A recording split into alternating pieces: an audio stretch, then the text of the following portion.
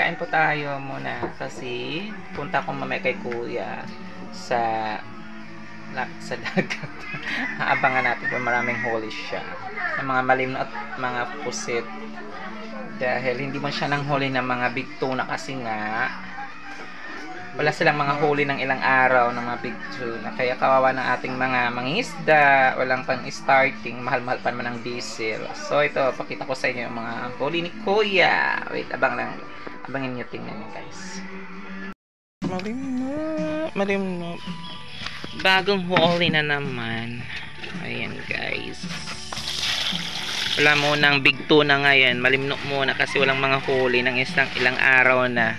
Tapos ito naman na ozin pusit. Ayan, binibinta namin yan guys. Ayan, noos, fresh. Aram ko naman ng kalsada.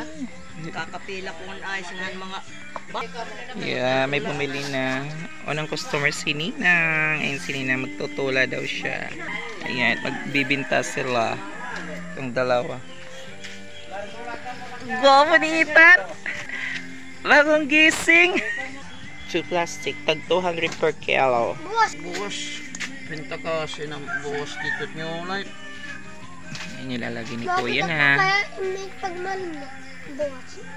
Tara, tiopod na pagmalim na. Hindi sila muna nang huli ng mga big tuna kasi walang mga huli ng ilang araw na.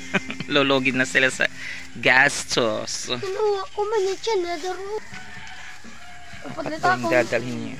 Akong dinito pa. Ta, pista yun. Noos mait ang kadakang Christian dira kagabi. Pagduwan red.